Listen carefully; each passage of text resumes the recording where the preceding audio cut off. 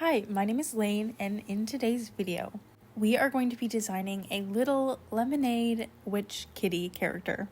I am going to be basing it off of this Pinterest board. Not extensive, but it did what it needed to. This is a piece that I really had to play around with because it took a while for me to land on a concept that I was really feeling, especially with the background. I know that most people make different thumbnails and iterations before they settle on a design, but I have never been really good at that. That's not something that I naturally do. I like to just draw something once and be done. It is something that I would like to work on though, because I know usually the first pose you go with is not necessarily the best one. In this case though, I was really happy with the hand holding the picture. I just needed to kind of figure out what that other hand was supposed to be doing. But once I was happy with that, I went in and sort of loosely tried to design the outfit. Since she's a lemon witch, I decided to go with a little skirt that kind of looks like a lemon wedge. Same with the sort of peaker in the shirt. And here I was really trying to figure out the background. Originally I wanted her to be behind a lemonade stand, but then you couldn't see like her little shoes. Then I tried to put her on top of it, but something about it it didn't really strike a chord within me, so I kind of gave up, although looking back at it now, I actually don't mind this one too much. But I ended up scrapping that entirely and going with a more kind of abstract version of her standing on top of a like floating lemon slice, and then with floating lemonade themed items around her, like the red solo cups and sugar cubes and stuff.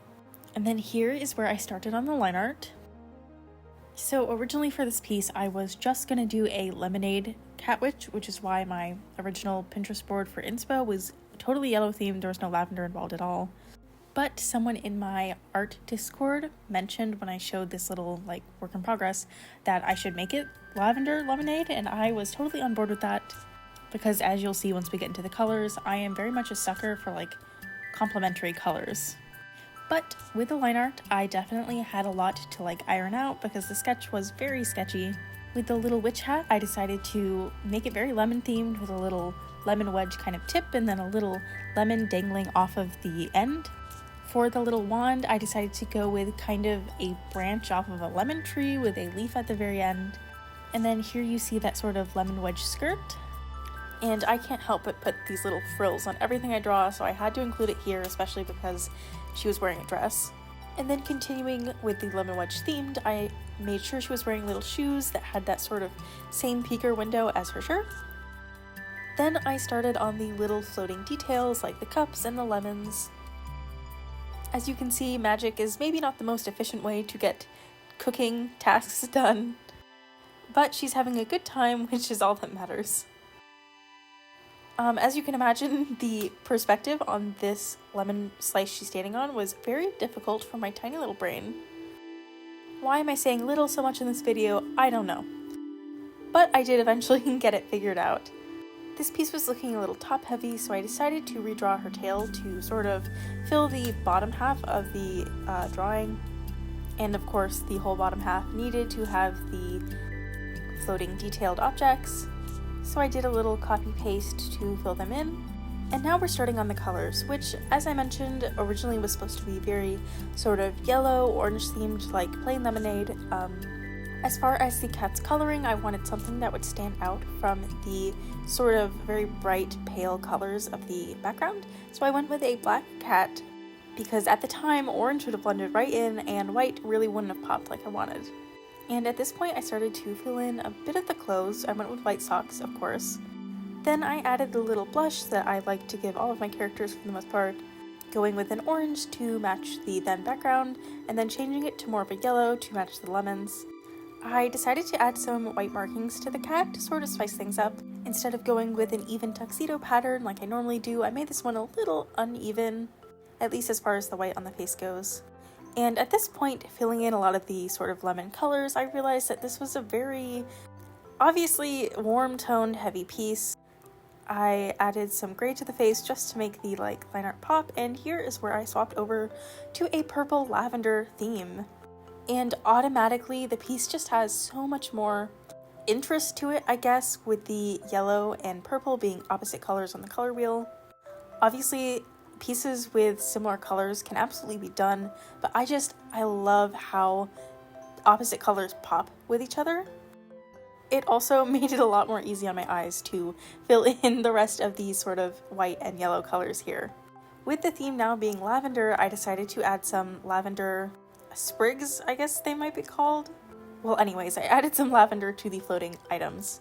And with this new color, I had more options for the outfit, so I made the top and the shoes both purple to break up the yellow between the skirt and the lemon slice she's on. Since the face had the yellow blush, I went with a purple hat. Obviously, the surrounding objects were easy to fill in because those are the normal colors. But we also have a green to work with now, so I went with that for the little lavender stems as well as the leaf on the wand tip. And of course, it had to be brown, so that was easy.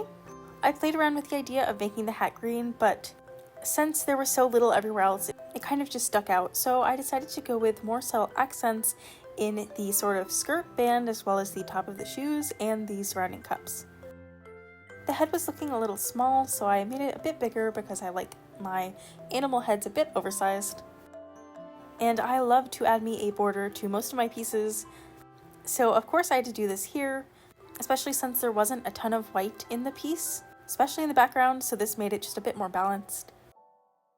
And at this point, we are starting my favorite part, which is the shading. Shading liquids especially is so fun because there's no really set rule. The way light reflects, it can be kind of all over the place. I don't follow any particular rules when I'm shading. I don't really think of a light source, and I don't necessarily go with the rule of like highlights should be warm and shadows should be cool, which you can see because the lemonade liquid shading is a warm orange versus something more cool. I kind of just vibe and go with my instinct. I don't really think about things that much. Also, as much as I enjoyed drawing this, I don't think I have ever had a lavender flavored lemonade. I'm not a huge lemonade person in general, so I guess I'm not surprised, but I feel like I'm missing out because I imagine it would be pretty good. Anyways, I added a few little like fur markings just to give her fur a bit of detail. I also love to shade white with like pastel colors, so I went with a purple here to make her match the background a little bit. Since obviously white fur would reflect the surrounding color. I know I said I don't think about it that much, and normally I don't, but one aspect of lighting that I love to do in my art is reflection. It's just really fun to add that like layer on top of a totally unrelated color. Anyways, now we're starting on some highlights. I made her outfit look super glossy.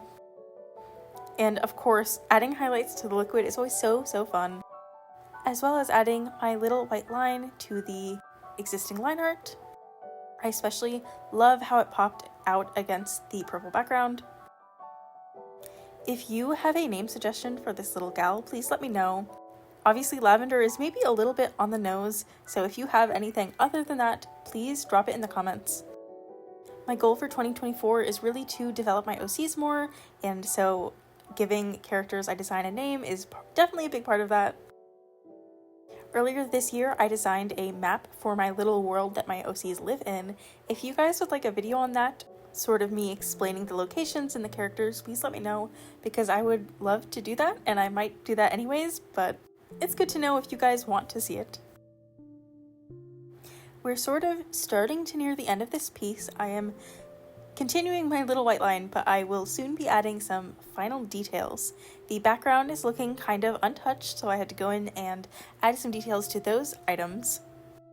But more importantly, I had to add some sparkle, because she's using magic, and that means little white sparkles, of course. I usually try not to make my pieces too busy, but sometimes it feels good to do, and this piece is busy, but I think it fits, and I'm really happy with how all the details look together. I added a little bit of darker shading to the background just to add a tiny bit of dimension, and also to get some cool toned purples in here, since a lot of them before were very warm. I decided the items didn't really stand out very much, so I added the white highlight / outline to them as well. Again, very busy, but in a way that is satisfying, at least to me. This piece was so fun to draw, and I'm genuinely so happy with how it turned out. I think this will be a print for my April update, and now it is finished. Here is the final. Thank you guys so much for watching this video. Again, whatever name suggestions you have, please drop them below. Thank you so much for watching.